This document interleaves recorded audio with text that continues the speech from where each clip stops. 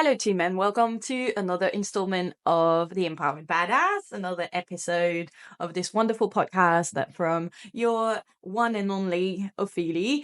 I am an aerial performer and coach, and I have been coaching for almost 10 years. So I bring you all my skills and knowledge about this subject. What you need to know as well is this season of podcast, I am trying to dive deeper into the science behind flexibility and the science behind aerial training. So we have approached in another season, we have discussed a lot of different concepts relating to aerial practice, whether it is how to create a training program for yourself, how to manage your busy schedule with your aerial training, and so on. But this time round, I have been diving into my research for you to try and explain the intricacies and the science behind the wonderful world of aerial art. So first of all, I just want to say I'm in a bit of an overhaul with remaking my podcast studio. Well, it will be a homemade studio, but as you can see, I've got this lovely little muff that is super soft if you're watching the video. If you're not, I've got a microphone that's a pink, and I've bedazzled it, and I have put a microphone muff, like a protection that is fluffy and pink. So we're going very camp and very kitsch. So today, let's discuss the subject of today. We are going to approach the concept of fascia. So it's a word that gets thrown around a lot in the fitness world. Fascia is something that you hear quite a bit of. However, it's not always something that people really understand and how it applies to us as aerialists or as athletes, right? As a practitioner of sports. So I really like to dive into these subjects on podcasts because in classes, it's not always easy to have the time to explain these things in depth. But fascia is important for you as an aerialist from not only from flexibility, but also it is playing a role into maintaining a sustainable training effect that is protecting you, preventing injury. So looking after your fascia can protect you from injuries. Something that you're really pissing me off here. So if you don't know exactly what fascia is your connective tissue that is connecting everything in your body, all the connective tissue in your body, whether it is your tendons, your muscle, even the bones, everything connects towards each other.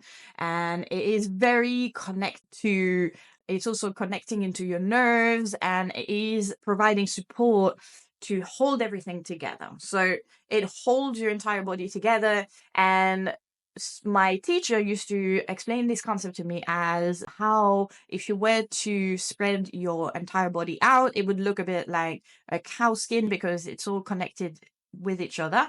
But also, if you are a meat eater, you will observe sometimes in your meat some white filaments and white films over the meat. This is your fascia. This is connective tissue. So what you need to understand is not only providing the support, it really plays a role in everything from flexibility to injury prevention, and understanding how to maintain healthy fascia is quite essential for you, aerialist. So let's start discussing the first thing is what is fascia. So I explained it's a connective tissue, but what is really fascinating about fascia and what I've learned through a company called AMN Academy. So it's a company that teaches and trains fitness professionals into the concept of training with your nervous system and the neural connection that is between your muscles and your brain.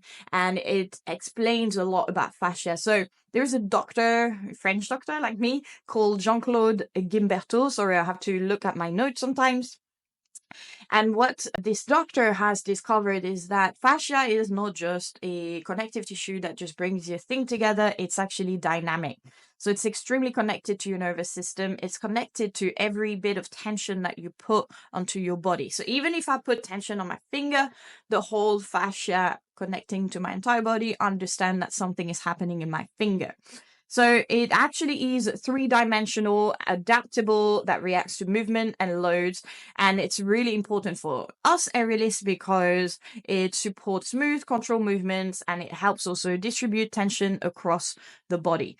So it's quite important to understand because when we practice aerial, obviously it is all over the body and we apply a lot of tension and we apply a lot of tension quickly. So it's important to understand how to maximize that. So sometimes when it's tight and dehydrated, it will limit your flexibility, you reduce your mobility, and sometimes you will have increases in risk of injury. So I've written a blog about this, so that's where I'm taking my notes from. So if you go in the show notes, you will find a link to the blog where I actually discuss this in a written format. But I've made a paragraph because I thought this was the most fascinating thing I read. But again, just bear in mind I'm an absolutely huge nerd, and I really like learning about the human body. So fascia, I call it like broccoli, the Romanesco cauliflower. I don't know if you've ever eaten Romanesco, but Romanesco cauliflower looks like a broccoli floret, but it's pointy. And if you look at the Romanesco, it has a structure that's called fractal structure. So fractal pattern.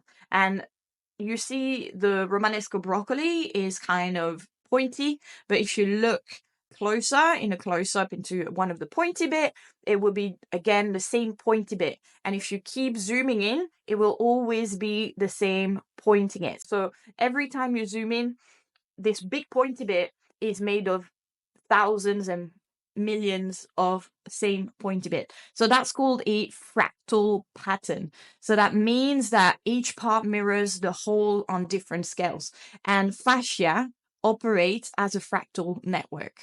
So our fascia operates the same way as a Romanesco. So that means that each structure has the same repeated structure across various layers. So from the surface to the depth, it will be also down to the cellular levels. So this unique structure basically helps with a better reaction to tension and movement in a highly adaptable way. So this is what I find really interesting, is that fascia actually is a lot more connected to responding to what's happening in your body, in your movement, that you think. We always think about the muscle, and we always think about when we move, we think about the cardio, we think about everything. But fascia actually plays a really, really important role. So the key concept here is what we call biotensegrity. So it's the idea that the body's fascia distribute mechanical stress evenly through the system. So just like a suspension bridge, I don't know if you've ever seen a suspension bridge, but a suspension bridge never feels like it is completely solid and grounded.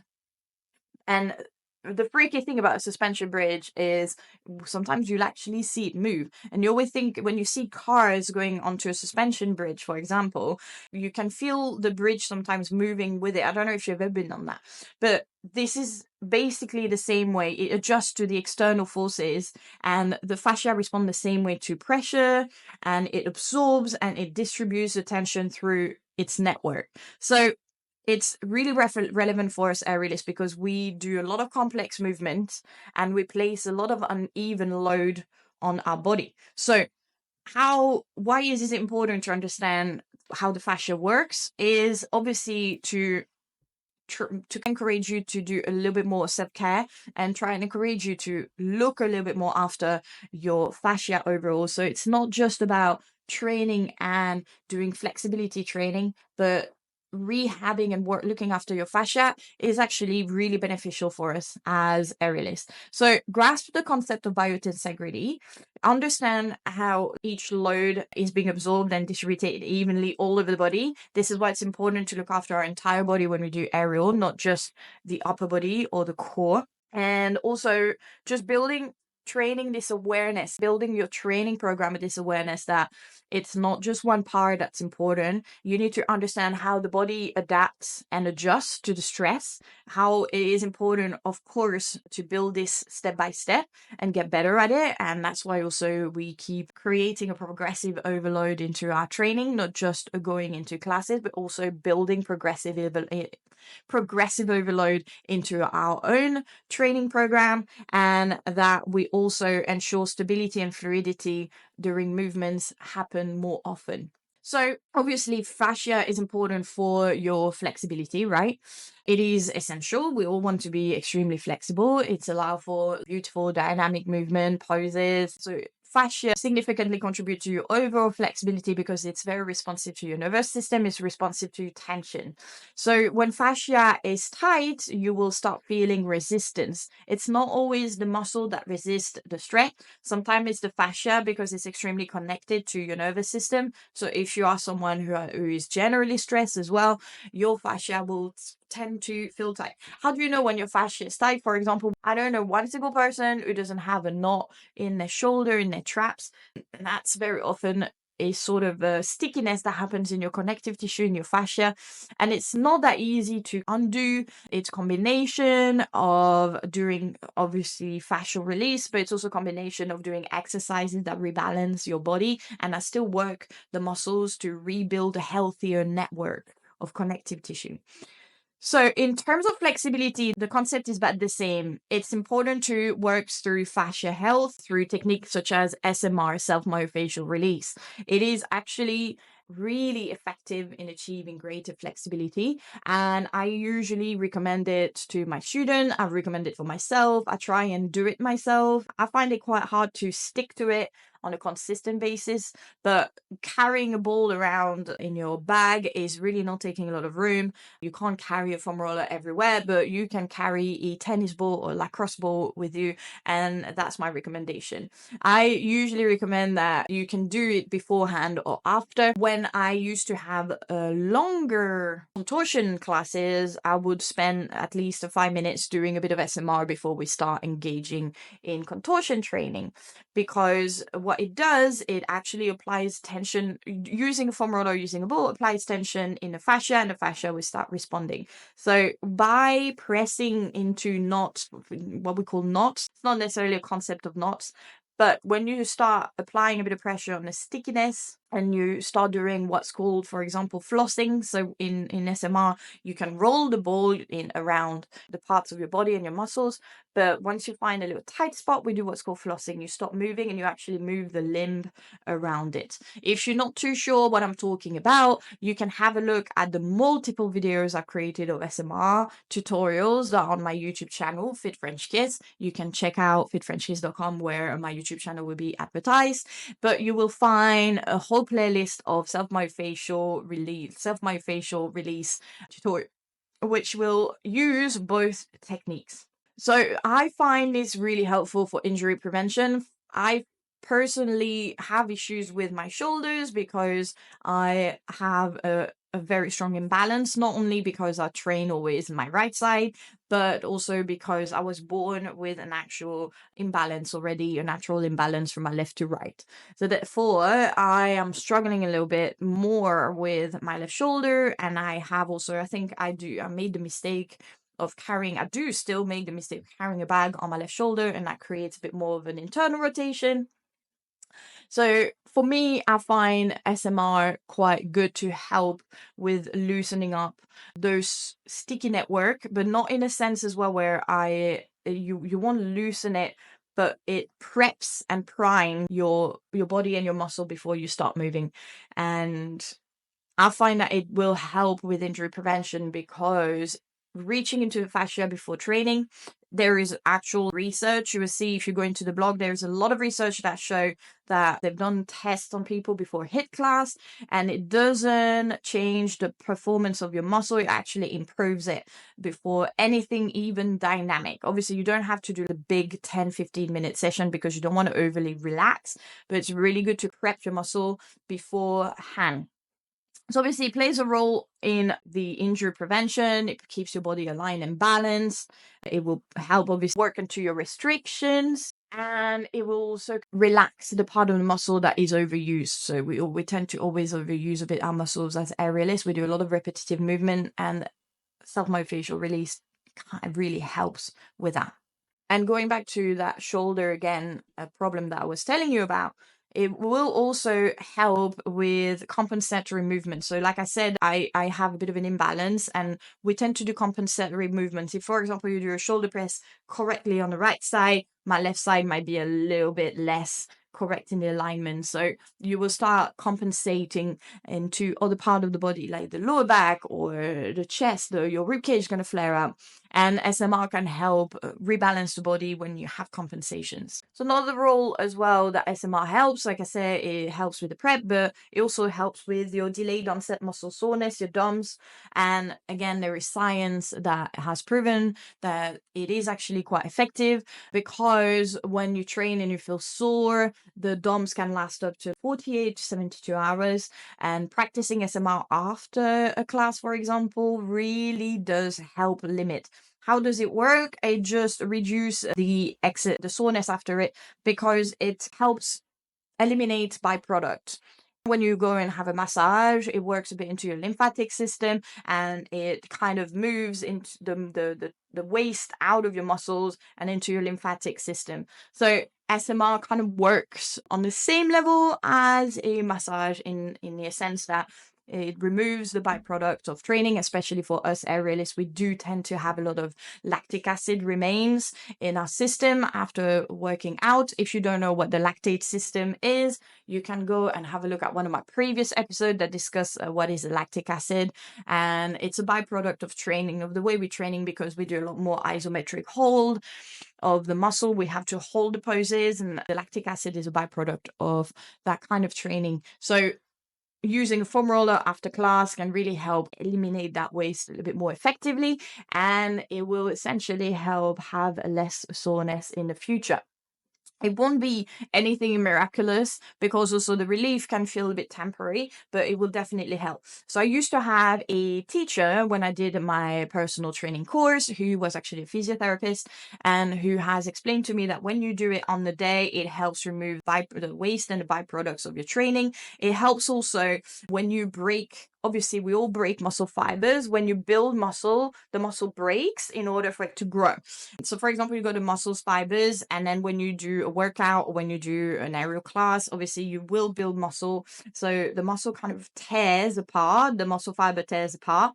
When something tears apart, sometimes it can get a little bit messy and chaotic. So foam rolling and using SMR techniques after a workout can help also realign a bit those muscle fibers. It also really promotes the relaxation, because it starts triggering your parasympathetic system. So you go from sympathetic and working to parasympathetic, which is a little bit more relaxing. So the nervous system kind of calms down, and it does help with promoting all these other benefits. 2 days after is what my teachers recommended, not the day after. 2 days after can be beneficial, because the collagen sets into those broken fibers. And the role of collagen is to act a bit like a plaster. And what it does, it quickly goes into where there are holes and cracks and fibers of your muscle that are broken, and it just seals it.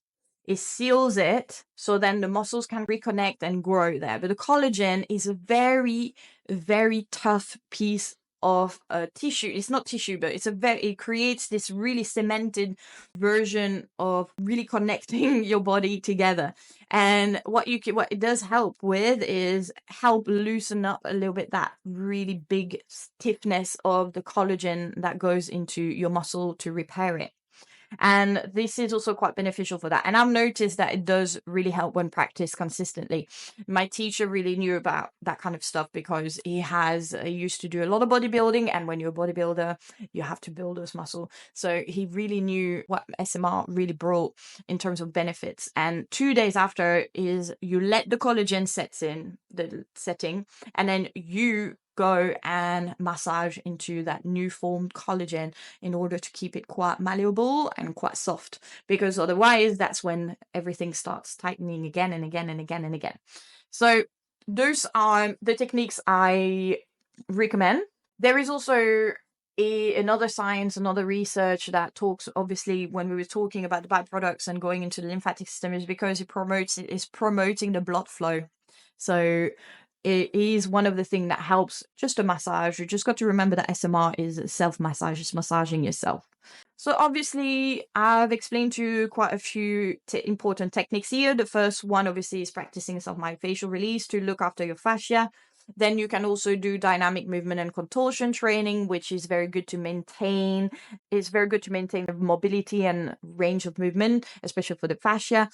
Generally, you do want to teach your joints to move freely in as many directions as possible, especially shoulders and hip joint. But that helps as well keep your fascia a little bit more responsive positively. So keep on stretching. That's actually quite important, and dynamic movement. Another one, obviously, that is important is to stay hydrated. Have fascia that's dehydrated, especially when we're talking about collagen. If you are dehydrated, everything just becomes a lot stiffer. And then also dehydrated fascia becomes sticky and restrictive. So make sure that you stick to your water, especially if you're an aerialist. And the last bit that we can do, like I discussed, is massage. There are actual professional practitioners that do facial work.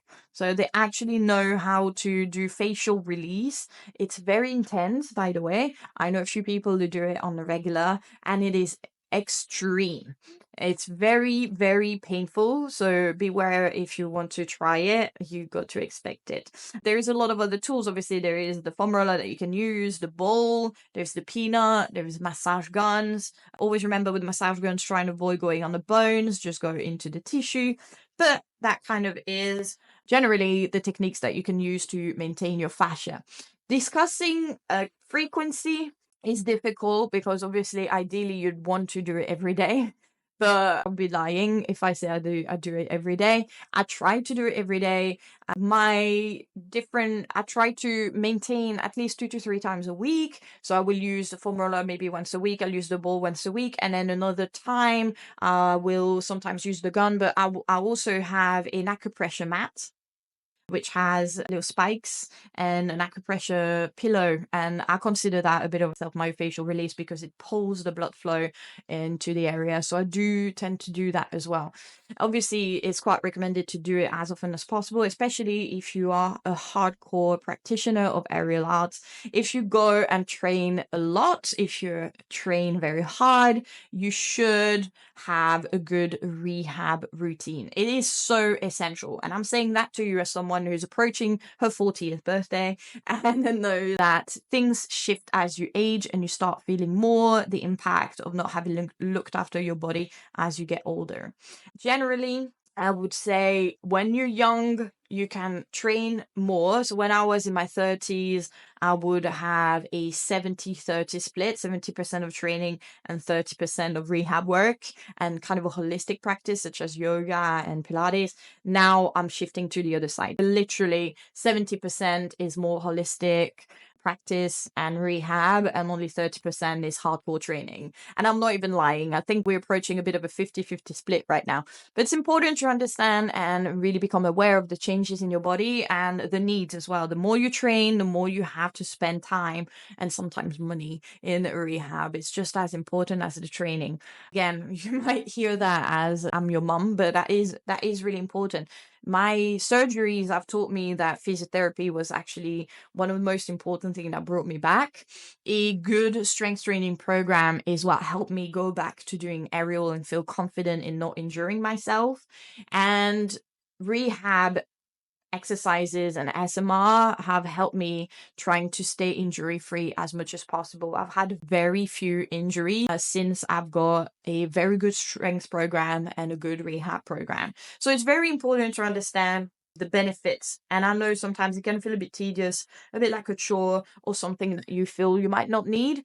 But trust me, in the long term, it will definitely make your training more sustainable. So I've discussed this before, but in the blog, I do explain again the science behind doing pre-exercise SMR and post-exercise SMR. The pre-exercise help prep your muscles and prime them, and post-exercise help relax and get rid of the byproducts. So I think we have approached most of the subject. I hope that you found this quite helpful.